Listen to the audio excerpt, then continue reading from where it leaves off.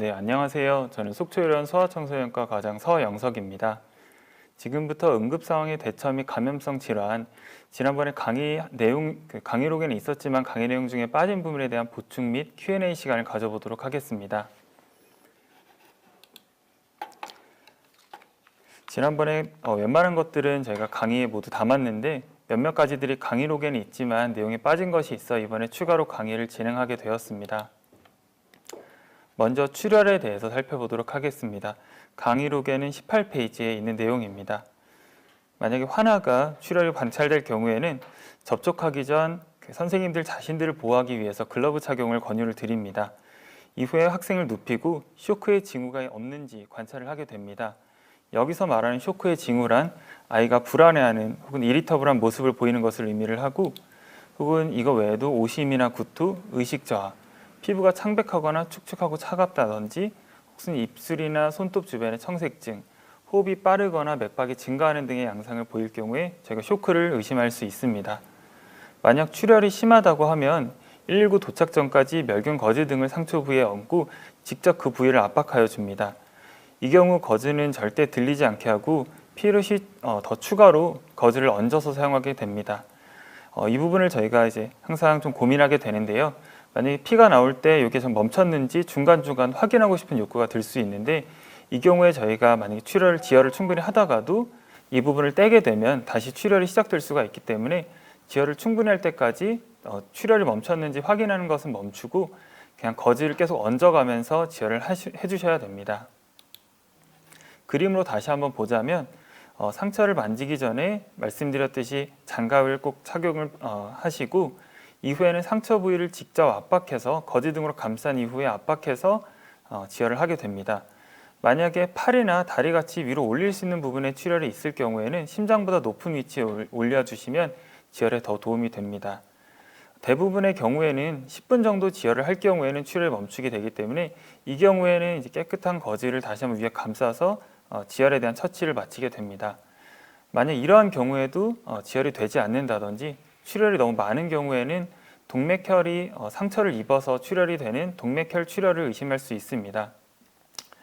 만약에 팔과 다리에 각각 동맥혈 출혈이 있을 경우에는 해당 부위의 심장에 가까운 쪽 부위에 큰 혈관을 찾아서 지혈을 해줘야 되는데, 팔의 경우에는 상완동맥, 그리고 다리의 경우에는 대퇴동맥이 있습니다. 이 해당되는 부분에 맥박이 뛰는 부분을 정확히 좀 찾아서 눌러주시면은 조금 더 지혈에 도움을 줄 수 있습니다. 다음으로는 골절입니다. 골절은 23페이지에 나와 있는 내용입니다. 이 경우에는 학생이 신체 부위의 일부를 움직이지 못하거나 만약 의식 저하가 동반되거나 혹은 동반되는 출혈이 심한 경우에는 즉시 119로 연락하여 주시면 됩니다. 이 외에 골절은 크게 염좌라든지 미세골절 같은 마이너 인저리에 해당되는 골절이 있고, 뼈가 피부를 관통한 손상인 경우인 메이저 인저리에 해당하는 경우가 있습니다. 학교에서는 대부분 이제 마이너 인저리에 해당되는 경우를 선생님들이 접하게 되실 텐데요. 이제 마이너 인저리에 해당되는 경우에는 크게 RIC라고 하는 원칙들을 저희가 지켜서 처치를 해주시면 됩니다. 먼저 레스트로 학생이 가장 편안한 자세를 취할 수 있게 앉히거나 눕혀서 다친 부위에 무게가 실리지 않도록 해주시는 것이 중요하고, 이후에는 이 부분을 아이스백 등 천으로 감싼 후에 냉찜질을 한 20분에서 30분 정도 해주시는 것이 도움이 됩니다.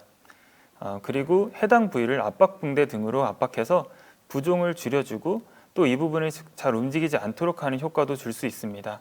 다만 이 경우에는 너무 심하게 압박돼서 순환 장애가 발생할 경우에는 이 부분에 괴사가 일어날 수가 있기 때문에 항상 말초혈관 쪽으로 저희가 혹시 맥박 같은 것들이 만져지는지 이런 것들을 확인하면서 압박을 하는 것이 좋고, 맥박을 확인하기 어렵다 그러면 색깔 변화 등이 일어나지 않을 정도로만 압박을 해주시면 됩니다. 또한 엘리베이션이라 그래서 다친 부위의 밑에다가 베개를 깔든지 혹은 이 부분을 만약 발목이 다쳤을 경우에는 누워서 다리를 의자 위로 올린다든지 등의 조치를 취해서 환부가 심장보다 높게 위치하여 주시는 것을 조치를 취할 수 있겠습니다. 다음으로 메이저 인저리의 경우에는 출혈과는 좀 비슷합니다.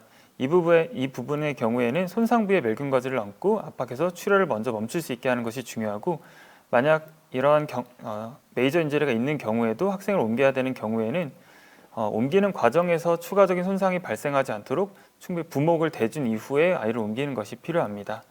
또한 아까 말씀드렸듯이 어떠한 경우도 출혈이 있을 경우에는 쇼크가 동반될 수 있기 때문에 쇼크 증상이 없는지 잘 관찰해 주셔야 합니다.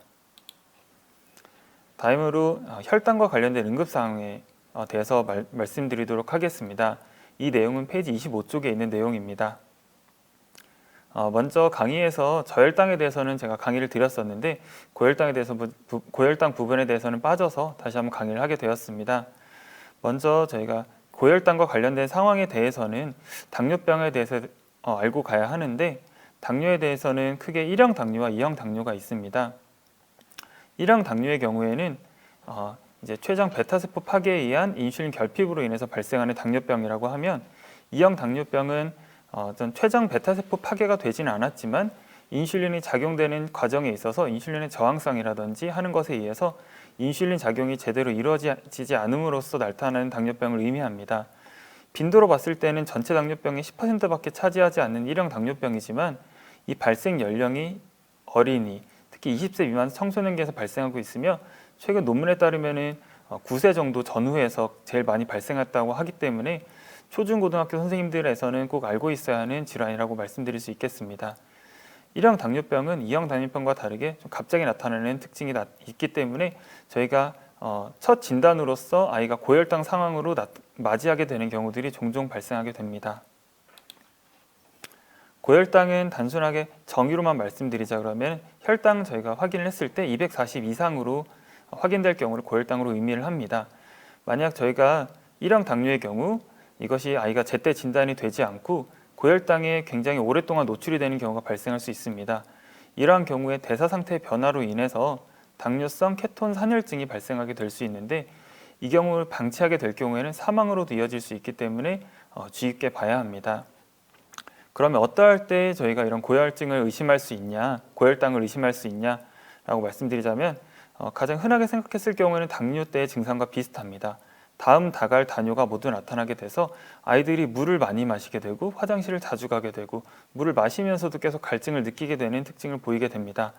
만약 이것이 점점 심해져서 고혈당이 당뇨성 케톤 산혈증까지 진행되게 될 경우에는 의식이 저하되거나 집중력 저하, 호흡시 과일향이 나거나 쿠스마을 호흡이라고 하는 깊고 빠른 호흡이 나타날 수 있습니다.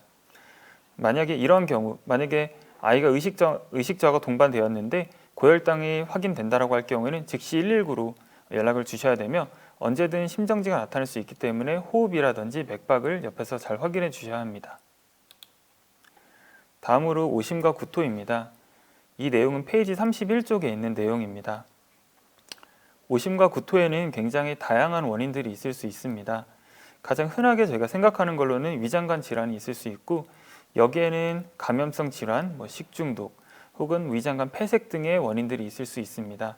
하지만 이 외에도 소아청소년 같은 경우에서는 따돌림이나 불안감 같은 심리적 원인에 의해서도 발생할 수 있고 이제 초경이 시작된 이후에 가임기에 있는 청소년들에서는 임신도 종종 볼 수 있는 원인이 됩니다. 이 외에도 두부 손상이나 열사병으로 인해서도 오심과 구토가 나타날 수 있기 때문에 어떤 상황에서 그리고 어떤 증상과 함께 이런 오심과 구토가 나타나는지에 대해서는 항상 확인해 주셔야 합니다. 아까 말씀드렸듯 가장 흔하게 나타날 수 있는 질환은 이제 감염성 위장염인데요. 이 경우에는 이제 아무래도 주변 아이들에게 전파할 수 있기 때문에 이런 증상이 보일 경우에는 다른 학생들과 격리시킬 수 있도록 하는 것이 도움이 되겠습니다.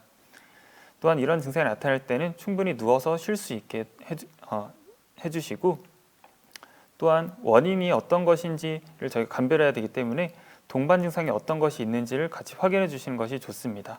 만약 발열이나 설사 등이 나타날 경우에는 감염성 질환을 조금 더 의심할 수 있을 것이고 다른 것들이 특별히 없다고 하는데 최근 환경 변화라든지 이런 것들이 있을 경우에는 심리적 원인이라든지 혹은 머리를 다친 이후에 혹은 신경학적 이상이 동반됐을 경우에는 두부 손상에 인한 오심과 구토 증상을 의심할 수 있겠습니다. 네, 다음으로 기존에 제가 몇 가지 미리 받았던 Q&A에 대해서 알아보도록 하겠습니다. 선생님이 이제 학교에서 병원에 즉시 보내야 할 응급상황에는 어떤 것이 있는지 먼저 질문을 주셨습니다. 사실 학교에서 병원에 즉시 보내야 할 응급 상황이라는 것은 따로 없습니다. 아이들이 안 좋아 보인다 그러면 언제든지 보내셔야 하는데요. 그럼에도 불구하고 이제 아무래도 자주 접할 수 있는 것들에는 그래도 이런 것들이 있어서 좀 정리해 보았습니다. 일단은 그 선생님들은 아이들이 만약에 문제가 생겼을 경우에는 그 아이들이 기존에 갖고 있었던 질환은 무엇인지 어떤 약을 먹고 있는지에 대해서 확인하는 것이 중요합니다. 그래서 그거에 따라서 그것과 관련된 응급사항이 있을 수 있는데 심한 알러지 반응이나 아나필락시스 등이 여기에 해당을 하고 천식을 갖고 있던 아이들 같은 경우에선 천식 발작이라든지 호흡곤란 등이 갑작스러운 응급질환으로 나타날 수 있습니다. 이외에 당뇨병이라든지 이런 것들을 갖고 있던 아이들에서는 혈당과 관련된 응급사항들 혹은 경련 같은 것들이 있을 경우 특히 이제 기저질환으로 경련이 원래 하던 아이들이 아닌데 경련을 첫 번째로 할 경우에는 즉시 이제 응급으로 생각해서 119로 불러서 병원으로 보내주셔야 합니다. 이 외에도 조절되지 않는 출혈이나 뼈 손상 혹은 두부 손상 혹은 의식 저하나 심한 화상이 있을 경우에도 저희가 응급실로 119를 통해서 바로 병원으로 보내주시면 감사하겠습니다. 다음으로 복통이나 장염, 생리통 등 빈도가 높은 질환에 대한 약물적 처치에 대해서 질문해 주셨습니다.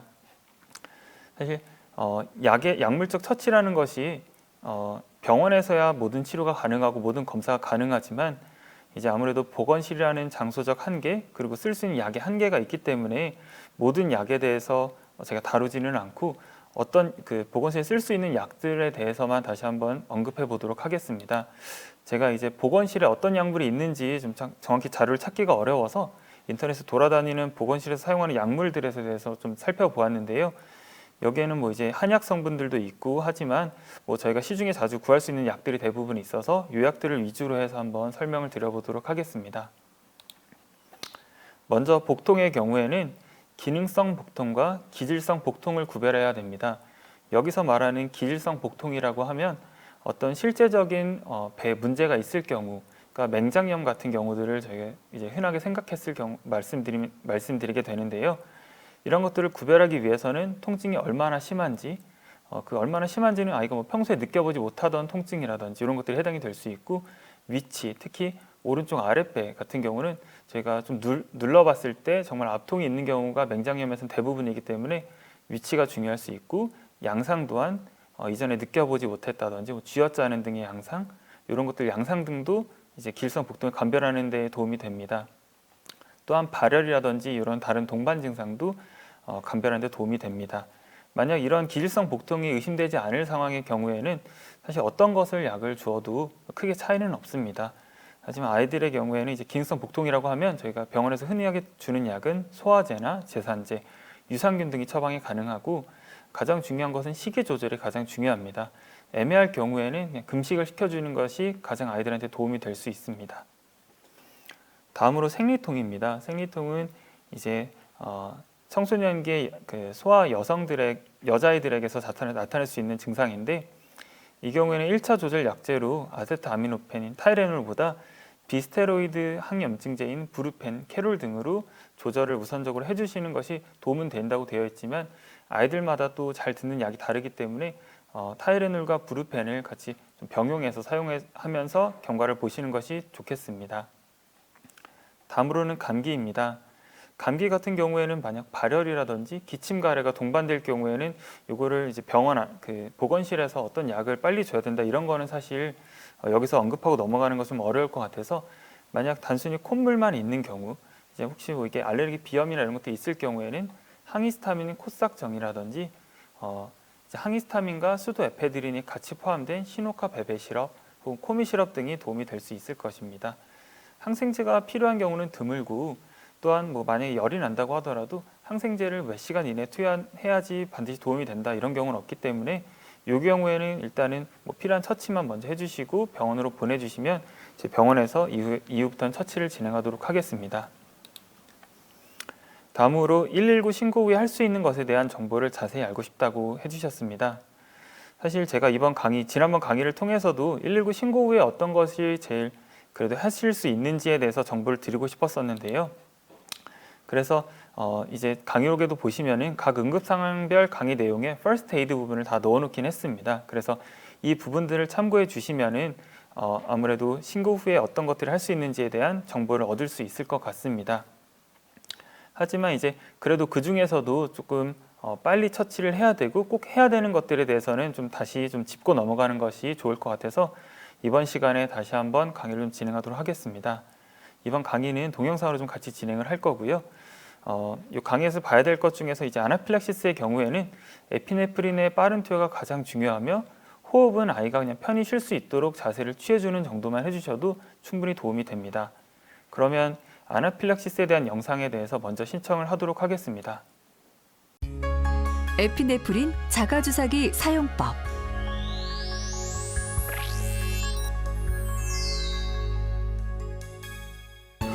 아나필락시스란 원인 물질에 노출된 후 갑작스럽게 전신적으로 중대한 알레르기 증상이 나타나는 현상을 말합니다. 아나필락시스의 원인은 식품, 벌도, 곤충독 등이 있으며 항생제, 해열 진통제, 조영제 같은 약물 및 운동, 온도 변화, 라텍스와 같이 다양한 원인이 있습니다. 아나필락시스 증상은 두드러기, 혈관 부종, 천명, 호흡곤란, 어지러움, 쇼크 등이 나타나며 적절한 치료 시기를 놓치면 사망할 수도 있습니다. 에피네프린 자가주사기는 아나필락시스가 발생하면 앉거나 누운 자세에서 사용합니다.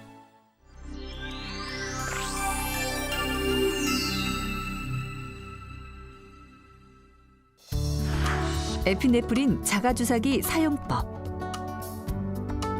에피네프린 자가주사기를 주사 부위인 검은 끝부분이 아래로 향하도록 한 손으로 잡습니다. 반대편 손으로 안전핀인 노란 뚜껑을 당겨서 빼냅니다. 에피네프린 자가주사기 검은 끝으로 허벅지 바깥쪽을 수직 방향으로 딸깍 소리가 날 때까지 세게 누릅니다. 이 상태로 10초간 유지합니다. 10초 후에 에피네프린 자가주사기를 허벅지에서 떼고 약물이 잘 흡수되도록 주사 부위를 10초간 문지릅니다. 에피네프린 자가주사 후에는 반드시 119에 전화하여 아나필락시스가 있다는 것을 말하고 신속한 도움을 요청해야 합니다. 앉거나 누운 자세에서 앰뷸런스가 올 때까지 기다립니다. 누워서 다리를 올려 혈액순환을 유지하는 것이 도움이 됩니다. 상태가 호전되지 않거나 악화될 경우 첫 주사에서부터 5분에서 15분 후에 새로운 에피네프린 자가주사기를 사용하여 에피네프린을 투여합니다. 에피네프린 자가주사기는 성인용과 소아용이 있습니다. 30kg 이상의 경우 성인용을 이용하고 15kg에서 30kg 사이의 경우 소아용을 사용합니다. 어린이가 에피네프린 자가주사기 사용을 어려워할 경우 앉거나 눕힌 자세에서 에피네프린을 투여할 수 있도록 성인이 도와주시기 바랍니다. 에피네프린 자가주사 사용 시 주의사항. 에피네프린 자가주사기를 잡을 때 엄지손가락으로 끝을 누르지 않습니다. 경황이 없을 때는 잘못해서 주사침이 나오는 부위를 손가락으로 눌러 에피네프린이 주입되면 해당 엄지손가락이 괴사에 빠질 수도 있습니다. 항상 주먹을 쥐듯이 에피네프린 자가주사기를 잡아줍니다. 주의하고 챙길 점. 에피네프린 자가주사기를 항상 휴대하고 다닙니다. 주위 사람에게 자신이 아나필락시스가 있고 피해야 할 것이 무엇인지 알려줍니다. 에피네프린 자가주사기의 유효기간과 에피네프린이 투명한 상태인지를 주기적으로 확인합니다. 에피네프린 자가주사기는 일회용입니다. 한 번 사용한 에피네프린 자가주사기는 다시 사용할 수 없습니다. 사용한 에피네프린 자가주사기는 응급의료기관이나 의사선생님에게 에피네프린을 맞은 시각을 알려주고 용량 등을 확인하기 위해 전달해 주어야 합니다. 에피네프린 자가주사기를 투여하고 증상이 다 나아졌다고 생각해 병원에 가지 않으면 안 됩니다. 증상이 나아지더라도 반드시 병원으로 가서 수시간 동안 안정을 취하며 혹시 일어날지도 모르는 2차 반응에 대비해야 합니다.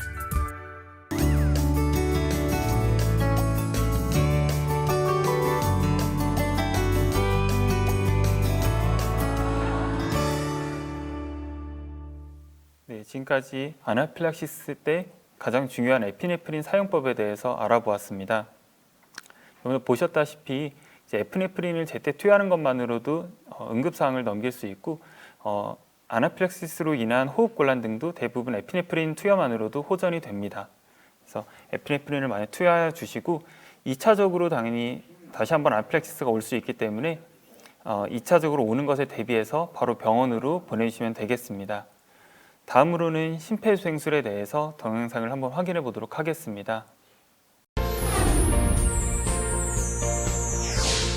만약 여러분의 가족이나 주변 사람에게 심정지가 발생한다면 어떻게 하시겠습니까? 심정지 환자를 구할 수 있는 유일한 방법은 바로 심폐소생술입니다.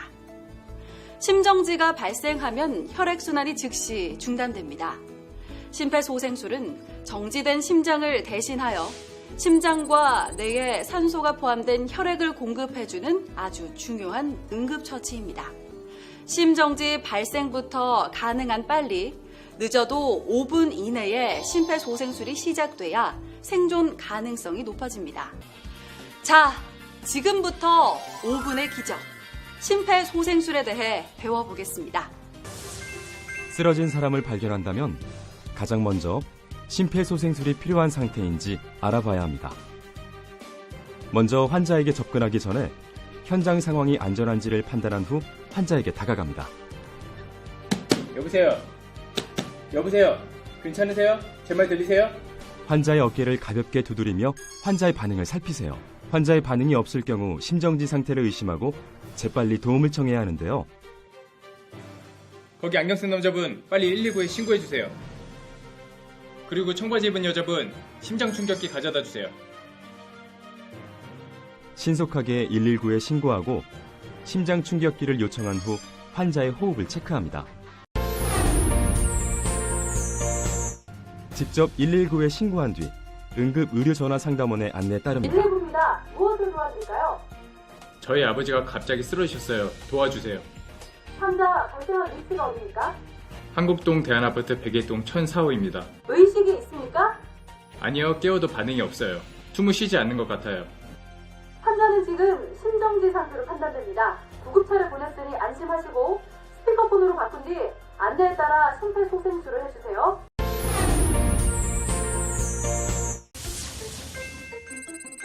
우선 환자를 편평한 바닥에 눕힌 뒤 환자의 가슴 옆에 무릎을 꿇고 앉습니다. 환자의 윗옷을 벗겨 가슴을 드러내 정확한 가슴 압박 위치를 확인합니다. 가슴뼈 아래쪽 2분의 1 지점 부분에 손목과 손의 경계선 바로 윗부분, 즉 손바닥에 두툼한 부위를 댑니다. 쉽게 이해하기 위해 이 부위를 손꿈치라고 하겠습니다. 가슴뼈 아래쪽 2분의 1 지점 부분에 손꿈치를 놓고 그 위에 다른 손을 포갠 뒤 손가락은 깍지를 껴서 환자의 가슴에 손꿈치만 닿도록 합니다. 그리고 팔꿈치를 곧게 펴 어깨와 팔꿈치, 손꿈치가 수직이 되게 합니다. 환자의 가슴을 약 5cm 깊이로 수직으로 누릅니다. 최대 6cm를 넘지 않도록 합니다. 압박 후에는 가슴이 원래의 위치로 올라오도록 힘을 완전히 빼줘야 합니다. 이렇게 분당 100에서 120회의 속도로 30회 반복합니다. 지금까지 여러분이 배운 가슴 압박 소생술만으로도 생존율이 2배 이상 증가되며 심장 충격기를 사용할 경우 4배까지 생존율이 증가될 수 있습니다. 심장 충격기는 심정지 환자에게 붙여놓으면 환자의 심장 상태를 자동으로 분석하고 필요에 따라 전기 충격을 줘서 심장을 다시 뛰게 하는 의료기기입니다. 지금부터 심장 충격기 사용 방법을 조금 더 자세히 안내해드리겠습니다. 함께 보시죠. 11, 12, 13, 14, 심장 충격기 가져왔습니다. 가슴 아파 할 줄 아세요? 심장 충격기가 도착하면 119 구급대원들이 도착할 때까지 심폐소생술이 중단되는 시간을 최소화하기 위해 주위 사람에게 심폐소생술을 요청하는 것이 좋습니다. 가져온 심장 충격기의 덮개를 열고 기계의 전원을 켭니다. 기계에 따라서 덮개를 열면 자동으로 전원이 켜지는 것도 있습니다.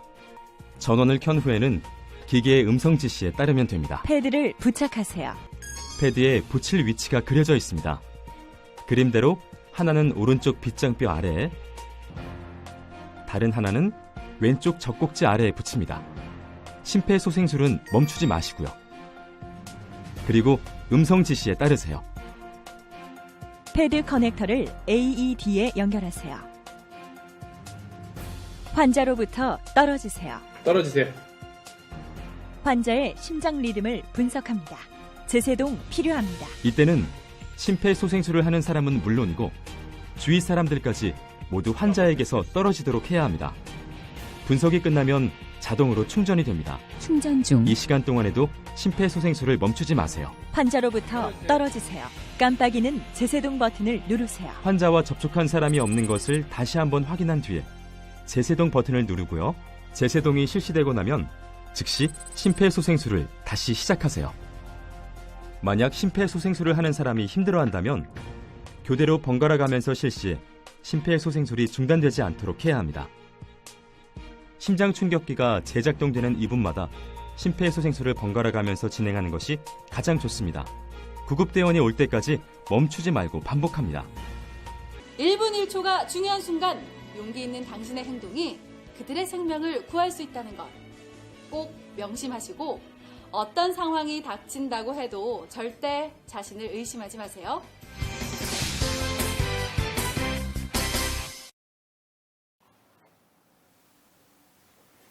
네, 지금까지 심폐소생술에 대한 동영상 강의를 확인하였습니다. 심폐소생술의 경우에는 여러분들이 아마 지금까지 굉장히 여러 번 영상도 시청하고 실제 교육도 했다고 받으셨을 것이라고 생각은 되지만 언제 들어도 이것만큼 중요한 처치는 없기 때문에 다시 한번 강의를 시청하게 되었습니다. 어떤 상황이든 간에 응급상황이 있고 나서는 가장 중요한 것은 응급처치하고 나서 이후에 환자의 곁에서 의식과 맥박 및 호흡을 지속적으로 확인하며 언제든지 필요하면 심폐소생술을 시행하는 것이 가장 중요합니다. 이런 심폐소생술을 시행할 때 가장 고민되는 것이 저도 이제 전공의 때 고민을 많이 했었던 것인데요. 혹시나 이것이 불필요한 심폐소생술이면 어떡하지에 대한 고민을 많이 했었습니다. 의식이 분명히 없음에도 불구하고 맥박이라든지 호흡이 조금은 있는 것은 아닌지 좀 긴가민가한 상황이 있었는데요. 하지만 이런 경우에도 그런 것이 시간이 지체되면 될수록 아이한테 오히려 해가 될 수 있고 저희가 불필요한 심폐소생술로 인해서 생길 수 있는 부작용보다 아이를 살리는 것이 더 중요하다는 것을 생각하셔서 일단은 심폐소생술을 시행하신다고 생각을 하시는 것이 좋겠습니다. 다음으로 근골격계 응급상황 시 처치 방법에 대해서 질문을 주셨습니다. 이 내용은 제가 아까 말씀드렸던 골절 시의 응급상황과도 겹치는 부분이라서 간단히만 언급하고 넘어가도록 하겠습니다. 아까 말씀드렸듯이 기본적인 RICE, Rest Ice Compression Elevation이 가장 중요하고 여기에 더해서 이런 기본적인 처치를 하셨다 그러면 이 해당 부위가 움직이지 않도록 부목이나 압박 등으로 고정을 시켜준 후에 아이를 이제 병원으로 보내주시면 되겠습니다. 다음으로는 인플루엔자 관련 질문입니다. 저희가 정말 외래 현재 최근에 이제 아무래도 코로나 상황이 들어오면서 외래에서도 가장 많이 접하는 상황이고 고민되는 상황이기도 합니다. 단순 감기인 경우와 코로나19의 구별이 쉽지 않아서 학교에서는 의심 증상이 한 가지라도 있으면 귀가시킨 후에 코로나19 검사를 받도록 안내하고 있는데 소아과 진료 후에 선별 검사를 받지 않고 단순 감기인이 등교를 해도 된다라고 말해서 이제 보호자분과 학교 지침과 의사의 말이 달라서 혼란해하시는 상황이라고 합니다. 저희도 정말 이런 경우들이 많고 또 각자 요구하는 것이 달라서 정말 고민되는 상황이기도 하지만 저희 원칙적으로 일단 말씀을 드려야 돼서 여기에 대해 설명을 드리도록 하겠습니다. 사실상 이제 코로나와 감기 그리고 독감을 구별할 수 있는 방법은 임상적으로 구별하는 것은 굉장히 어렵습니다. 일부 이제 저희가 흔히 말해서는 증상 발생 위치가 아무래도 감기나 독감은 상기도 쪽으로 있다 보니까 콧물, 재채기, 인후염 같은 것들이 더 흔하게 되고 두통이나 근육통 같은 것들이 독감에서 흔하게 되지만 코로나에서는 이런 것들보다는 발열이나 특히 후각 감소 같은 것들 좀 특이한 증상들이 같이 동반된다고 되어 있지만 실제로 임상에서 보다 보면은 무증상인 소아들도 굉장히 많기 때문에 저희가 이런 증상만 가지고 이 세 가지를 구별하는 것은 어렵습니다. 따라서 등교가 가능한지 여부는 코로나 검사를 해서 음성 결과가 있는지를 확인을 하고 이후에 임상 증상이 호전 시에 가능한 것으로 보는 것이 안전합니다. 즉 만약에 아이가 알레르기 비염 같은 것 때문에 콧물이 나는 것이 의심이 된다고 하더라도 일단은 저희가 만약에 저희 쪽에서 학교 등교 가능한지 여쭤보신다고 하면 그래도 코로나 검사는 나온 상태에서 다른 증상들이 호전이 되고 있거나 혹은 이제 알레르기 비염 같은 것들이 의심될 경우에는 저희가 진단서를 써드릴 수 있기 때문에 그러한 경우에 등교를 가능하다고 보시는 게 맞을 것 같습니다. 다음으로는 강의를 아주 열심히 잘 보신 분 같은데요. 이제 전파력에 따른 격리 수준에서 이제 인플루엔자 같은 경우에 격리를 하라고 돼 있는 것처럼 되어 있는데 이제 이게 좀 말은 헷갈리게 되어 있다 이런 말씀이신 것 같습니다. 그래서 일단은 간단히 말씀드리자면 먼저 지금 현재 감염병은 1급에서 4급까지 분류가 되어 있는 상태이고 현재 3급과 4급에 대해서는 따로 격리를 요구하고 있지는 않습니다. 따라서 인플루엔자는 4급에 해당하기 때문에 따로 격리를 해야 되는 질환은 아니지만 전파 가능성이 높기 때문에 학교 등교 중지 등은 당연히 해당을 하는 질환입니다. 따라서 현재 병원 같은 경우에서도 따로 격리라기보다는 따로 병실을 운영하고 저희가 접촉 시에 조금 그런 보호 장구들을 이용해서 환자들 보고 있고 이런 식으로 관리를 되고 있습니다.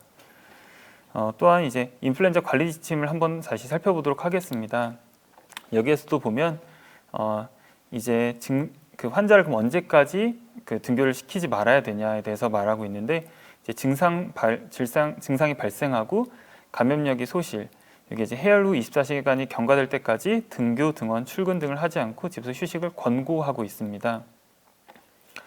그래서 만약에 해열제를 투약한 경우에는 해열제 없이도 해열이 되고 최소 24시간 이상 경과를 관찰해야 되는 것이고요. 그래서 이것과 이제 당연히 같은 말로 이런 질문들이 있습니다. 인플루엔자로 진단받은 경우 등교나 출근을 할 수 있는지, 이건 마찬가지로 진단받은 경우에는 감염력이 소실될 때까지 등교를 하지 않고 집에서 휴식을 취해야 되는 걸로 생각을 하시면 될 것 같습니다.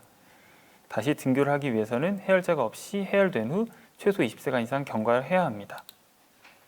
네, 다음으로 기타 질문들 몇 가지가 있어서 기타 질문들에 대해 답변을 하고 이 시간을 마무리하겠습니다. 응급처치 액세스 관련해서 질문이 있었습니다. 환자가 통증 없이 ROM 가능했고 부종이 없었던 학생이 있었는데 병원 진료 후 미세골절이라고 기부스를 하고 왔다고 하셔서 혹시 이게 좀 늦게 보내지 않은 건지 이거에 대해 걱정을 하셔서 이렇게 아마 질문을 주신 것 같습니다. 사실 미세골절이나 이런 것들은 골절에 대해서는 엑스레이로 정확히 진단이 가능하지 임상적으로 이것을 구별하기는 조금 어렵습니다. 하지만 의심 부위의 통증이라든지 붓기, 가동범위 이런 걸 잘 확인해 주셨는데 이런 것들이라든지 감각 이상 등이 확인해서 만약에 골절이 많이 의심될 경우에는 즉시 병원으로 보내주시는 것이 낫고 골절은 증상이 늦게 나타날 수도 있기 때문에 이런 미세골절 혹시 놓친 건 아닌지 이런 것들에 대해서는 너무 생각을 안 하셔도 됩니다. 다만 이제 병원을 진료 볼 때까지는 이 해당 부위가 움직이지 않도록 고정하는 것이 중요합니다. 다음 두 번째로 화상치료 응급처치 관련해서 질문을 주셨습니다. 직무교육을 받을 때는 화상부위 시키는 아무것도 적용하지 말고 병원으로 가는 게 좋다고 배웠는데 쿨링 후 리도가제 등 멸균 제품으로 드레싱하고 되는지 어느 수준으로 드레싱하는 것이 안전한지 궁금합니다 라고 질문을 주셨습니다. 화상의 경우에는 가장 중요한 것은 이 해당 부위를 충분히 식히는 것, 쿨링 및 멸균적 처치가 가장 중요합니다. 그래서 지금 선생님이 쿨링 후 리도가제 등 멸균 제품으로 처치한 것은 굉장히 잘 하신 것이라고 생각이 되고요. 이러한 리도가제 같은 경우는 이제 리도칸이 포함되어 있어서 통증을 경감시켜 주는 데 도움이 되기 때문에 이런 것을 처치하고 보내셔도 괜찮습니다. 어쨌거나 제일 중요한 것은 쿨링을 하는 것, 그리고 해당 부위로 감염되지 않도록 멸균적 처치를 한다. 이 기본적인 원칙에 대해서만 좀 잘 생각하시면 될 것 같습니다. 다음으로 안구 타박상 시 안과로 가야 하는지 정형외과로 가야 하는지, 이게 피구를 하는 아이들이 눈을 좀 자주 다친다 그래서 질문을 주셨는데요. 안구 타박상 시에는 안과로 내원하여서 안구 손상 및 안화골절 여부 등을 확인해야 됩니다. 다음 마지막으로 이제 손가락 절단 시에 혹시 수시 접할 위한 가까운 병원이 있을지, 속초이런 응급실로 보내면 될지, 요거는 이제 저도 한번 이런 것들이 있을 때 어떻게 되는지 한번 알아봤는데요. 일단 저희가 응급시에 이런 수술을 할 수 있는 병원이 가까운 곳에는 이제 보강병원이나 강릉 아산병원들이 있는데 응급수술이 되지 않는 경우도 있다고는 해서 필요한 경우는 원주 쪽이라든지 서울까지도 가야 되는 경우가 있다고는 합니다. 하지만 응급처치 같은 것들은 속초 의료원에서도 가능하기 때문에 일단 이런 절단 사고가 있다고 하면은 그냥 속초 의료원 응급실로 보내주셔도 괜찮을 것 같습니다. 네. 마지막 질문으로 혹시 아이들이 이제 아무래도 조금 복통 같은 것들을 호소하다 보면은 핫팩을 대주시는 경우가 많은데 어떤 경우에 핫팩을 대도 되는지 혹은 어떤 경우에 대면 안 되는지에 대해서 질문을 주셨습니다. 저희가 아까 말씀드렸듯이 이제 기능성 복통과 기질성 복통이 있다고 말씀을 드렸는데 기질성 복통이 의심되는 경우가 아니고 그냥 단순히 아이가 기능성 복통이 좀 의심이 되는 경우에는 온열팩을 대주시는 것이 통증을 경감시켜 주는 데 도움이 될 수 있습니다. 다만 이제 핫팩을 대는 부위에 상처가 없어야 되고 어떤 뭐 수포성 병변이라든지 이런 것들이 없어야 하고요. 또한 그 부분의 감각 같은 것들이 혹시 저하되어 있지 않은지도 확인을 해야 됩니다. 그리고 혹시나 이런 것들이 저온 화상을 유발할 수 있기 때문에 이런 거 핫팩을 대어놓고 잠에 든다든지 할 경우에는 화상으로 이어질 수 있어서 이러한 부분들을 특히 주의하여 주시는 것이 좋겠습니다.